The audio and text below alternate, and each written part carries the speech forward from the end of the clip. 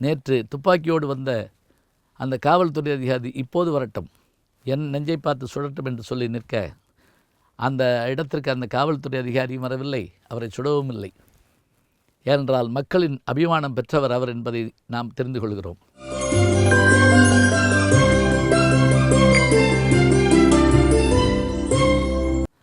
அது மட்டுமில்லை, அவர் எப்படிப்பட்டவர் என்பதற்கு இன்னொரு எடுத்துக்காட்டு, வியாபாரிகளுக்கும் பொதுமக்களுக்கும் இடையிலே ஒரு பிரச்சனை வந்தபோது அதிக லாபம் வைத்து விற்க வேண்டாமே என்று ஒரு வார்த்தை சொல்கிறார். நாம் சங்க இலக்கியத்திலே பார்ப்போம். எப்படி என்றால், நாம் பெறுவதையும் தருவதையும் சமமாக கருத வேண்டும் என்று பட்டினப்பாலை சொல்லும் என்ற ஒரு நூல் சொல்லும். அங்கே வியாபாரிகளிடத்திலே ஒரு வேண்டுகோள் வைக்கிறார், நீங்கள் லாபத்தை அதிகம் கருதாமல் ஏழை விவசாயிகளுக்கு உதவி செய்யக்கூடாதா என்று. அவர்கள் இல்லை இல்லை, எங்களுக்கு அதனால் லாபம் இல்லை என்று சொன்னவுடன், அது அவர்கள் மறுத்தார்கள் என்று தெரிந்தவுடன் ஒன்றும் போராடவில்லை, கோபப்படவில்லை. பாரத மாதா கூட்டுறவு பண்டகசாலை ஒன்றை அமைக்கிறார் தேவர் அவர்கள். அங்கு வியாபாரம் மிக சிறப்பாக நடந்தவுடன் வியாபாரிகள் எல்லாரும் சென்று அவரிடத்திலே, தாங்கள் தவறு செய்து விட்டோம், தாங்கள் இந்த பண்டகசாலையை மூட்ட வேண்டும், எங்களுக்கு வாழ்க்கை தர வேண்டும் என்று கேட்டவுடன் அவர்களுக்காக தொடங்கப்பட்டதை திரும்பி அவர்களுக்காகவே மூடுகிறார். அதேபோல மதுரையிலே ஏழை மக்கள் பயன்பட வேண்டும் என்பதற்காக அஹிம்சா ஃபண்டு என்று ஃப்ராடன் ஃபண்டு நாம் தொடங்குவோம் இல்லையா, அதுபோல ஒன்றை நிறுவி ஏழைகளுக்கு உதவ வேண்டும் என்று நினைக்கின்றார். இன்னும் அழகாக சொல்வதாக இருந்தால், அதிக வட்டி வாங்குகின்றவர்களிடத்திலும் வட்டி அதிகமாக தர முடியாத ஏழைகளிடத்திலும் அவர் எப்படி இருந்தார். அங்கே செங்குளம் என்ற ஊரிலே ஒருவர் வட்டிக்கு கொடுத்து வாங்கி கொண்டிருந்தார். 6 மாத வட்டி கட்டிய ஒருவர் அதற்கு மேல் கட்ட முடியவில்லை என்று வந்தபோது தேவர் அவர்கள் அந்த வட்டிக்கு கொடுத்தவரை அழைத்து, அவர் அசலையே கொடுக்க வருகிறார், நீங்கள் வட்டியை கழித்து கொண்டு அசலை பெற்றுக்கொள்ள வேண்டும்.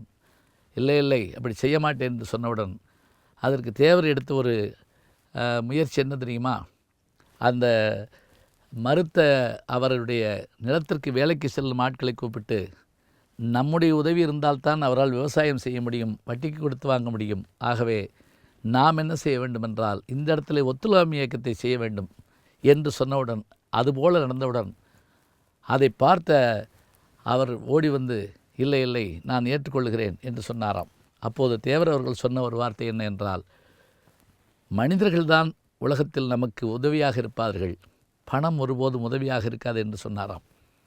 இன்னும் ஒரு அரிய செய்தியை நான் கேள்விப்பட்டேன். என்ன என்றால், கைரேகை சட்டம் இருந்தபோது எதற்காக இந்த சட்டம் இருக்கிறது என்று சொல்வதற்காக ஒரு காங்கிரஸில் இருந்த ஒரு மூத்த தலைவர், மூதறிஞர் என்று அவருக்கு பெயர், அவர் ஆங்கிலேய அதிகாரி ஒருவரை அழைத்து, எதற்காக இவர்களுக்கு இந்த சட்டம் வைத்திருக்கிறோம் என்று சொன்னால், இவர்கள் மிக முரட்டுத்தன்மை உள்ளவர்கள், மாடுகளை அடக்குவதை பார்த்தாலே உங்களுக்கு தெரியும், உங்களை ஒரு ஜல்லிக்கட்டுக்கு அழைத்து போகிறேன் என்று அவரை ஒரு ஜல்லிக்கட்டுக்கு அழைத்து வந்தாராம். இப்படி அவரை ஜல்லிக்கட்டுக்கு அழைத்து வந்து நம்முடைய வீரர்களுடைய வீரத்தை அவர்களுக்கு காட்டப்போகிறார் என்பதை தெரிந்து கொண்ட தேவர் அவர்கள் அத்தனை பேருக்கும் ஒரு செய்தி அனுப்பினாராம். நடக்கப் போகிற ஜல்லிக்கட்டில் நம் வீரத்தை வைத்து நம்மை ஒடுக்க பார்க்கிறார்கள். எனவே இந்த ஜல்லிக்கட்டில் மாடு பிடிக்கின்ற இடத்தில் யாரும் மாடு பிடிக்க வேண்டாம், மாட்டை கண்டு நீங்கள் பயந்து ஓடினால் போதும் என்றாராம். அதே போல் அந்த அதிகாரி வந்திருக்கிறார், அந்த மூதறிஞரும் வந்திருக்கிறார். ஜல்லிக்கட்டு வாடிவாசல் திறக்கிறது. காளைகளை கண்டு மாடு பிடிக்கும் வீரர்கள் அஞ்சி ஓடுகிறார்கள். ஒருவரும் ஒரு மாட்டையும் பிடிக்கவில்லை.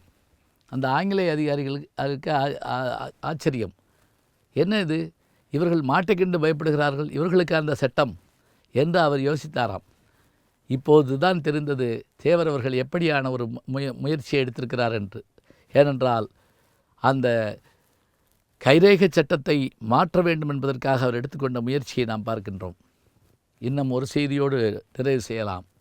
என்ன என்று கேட்டால், அவர் பல முறை வென்றும் கூட, சட்டமன்ற உறுப்பினராக பாராளுமன்ற உறுப்பினராக இருந்தும் கூட, அவர் சிறையில் அடைக்கப்பட்டிருந்த போது அவருடைய ஆதரவிலே வளர்ந்த பல்வேறு ஜாதியைச் சேர்ந்த குழந்தைகள், அவர் வீட்டில் 65 குழந்தைகள் படித்து கொண்டிருந்தன.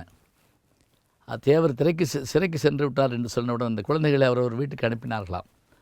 அப்போது தேவர் அவர்களை பார்ப்பதற்காக சென்ற மூக்கைய தேவர் போன்றவர்களிடத்தில் தேவர் அவர்கள் பேசவில்லையாம். என்னய்யா ஏன் பேசலை அப்படின்னு கேட்ட உடனே அந்த 65 குழந்தைகள் என்ன செய்தீர்கள்? இல்லை, அவங்க பாதுகாப்பு கருதி வீட்டுக்கு போக சொல்லிட்டோம்.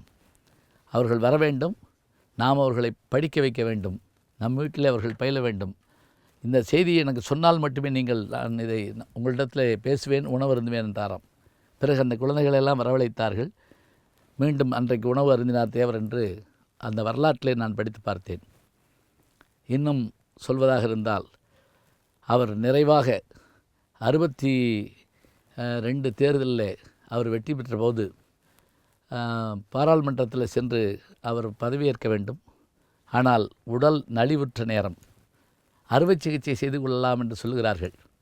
இறைவன் கொடுத்த இந்த உடம்பிலே கத்திப்பட்டு அறுவை சிகிச்சை செய்து நான் வாழ விரும்பவில்லை. நான் இருப்பது எளிய வீடு, என் மக்கள் நடமாடும் தெய்வங்கள், என் தேசமோ பெரிய தேசம். நான் வாழும் வரை வாழுகிறேன், இறைவனடி சேர்கிற போது சேர்கிறேன் என்று சொன்னார். அதுபோல அவர் 1963ஆம் ஆண்டு 30/10 என்றைக்கு பிறந்தாரோ, பிறந்த தேதி 30/10, இந்த பூவுலகை விட்டு அவர் மறைந்த தேதி 30/10/63. 55 ஆண்டுகள் மட்டுமே தமிழகத்திலே அவர் வாழ்ந்திருக்கிறார்.